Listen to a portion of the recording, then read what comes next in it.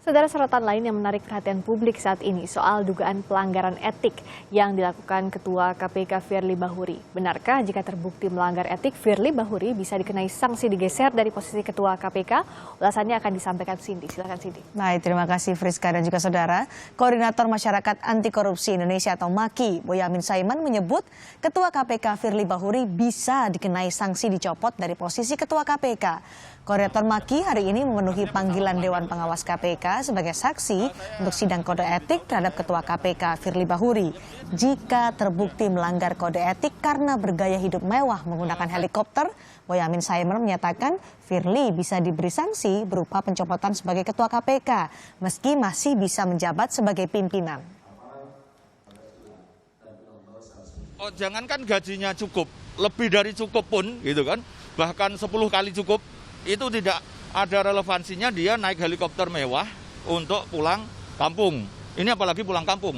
Dan itu waktu itu dia cuti hari Jumat dan berangkat Jumat sore. Terus ke kampungnya dari Palembang dia nginep dan berangkat pagi-pagi. Saya menyerahkan sepenuhnya kepada Dewan Pengawas.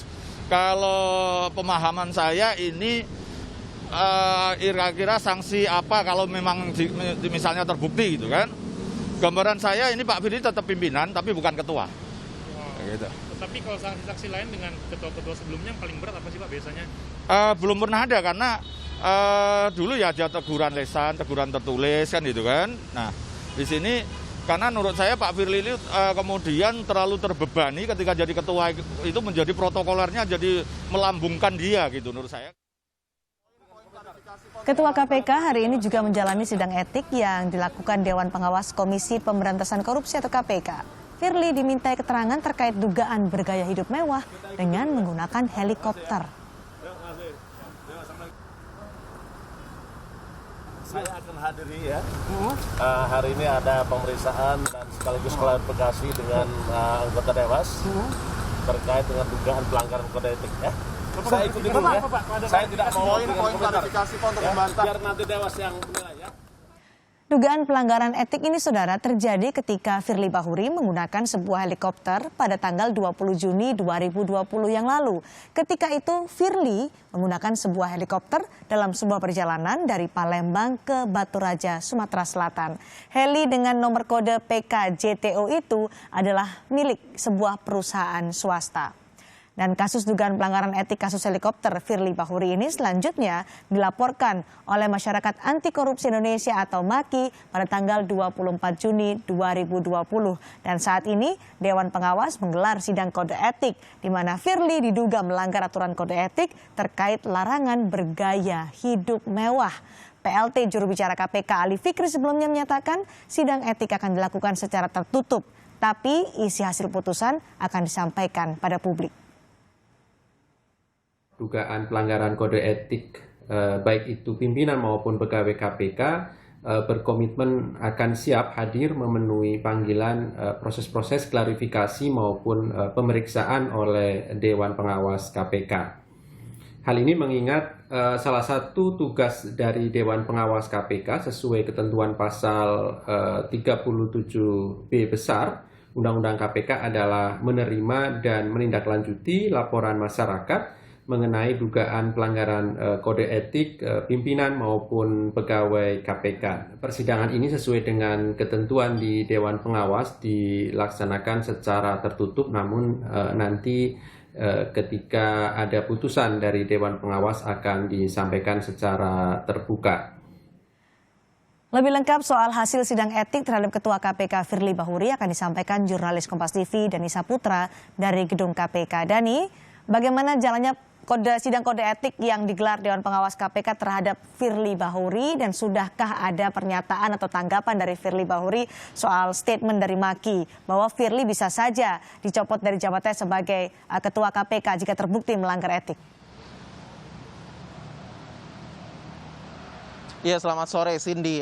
Sidang dugaan pelanggaran kode etik yang dilakukan oleh Dewan Pengawas KPK memang sudah selesai pada pukul 11 siang tadi, dimulai pada pukul 9 pagi dengan agenda menghadirkan dua pihak, yaitu terlapor Ketua KPK Firly Bahuri dan juga pihak pelapor yaitu koordinator Maki, yaitu Boyamin Saiman. Ini menanggapi laporan Boyamin yang dikirimkan ke Dewas KPK pada tanggal 24 Juni 2020 terkait dugaan pelanggaran kode etik yang dilakukan oleh Ketua KPK. Nah ini tadi berlangsung sekitar 2 jam. Hadir Ketua KPK dan juga Boyamin, tadi sekeluarnya pada jam 10 pagi tadi, sebelum keluarnya Ketua KPK sudah menyampaikan ada beberapa highlight dari persidangan. Pertama, ini adalah ada tanggapan menurutnya tidak relevan apabila Ketua KPK Firly Bahuri menyampaikan bahwa alasan menggunakan helikopter dari perjalanan Palembang menuju Batu Raja ini adalah alasan efisiensi. Nah, dan yang kedua juga adalah yang cukup menarik adalah permohonan kepada Dewas KPK untuk menurunkan jabatan Ketua KPK Firly Bahuri menjadi Wakil Ketua KPK walaupun masih berada di jabatan petinggi KPK.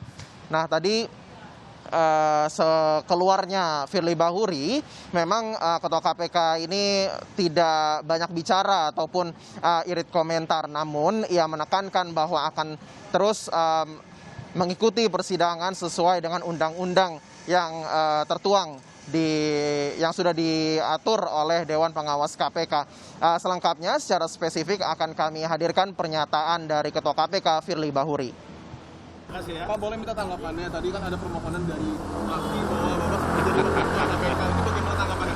Tanggapan saja, Pak. Kita ikuti undang-undang saja, oke ya?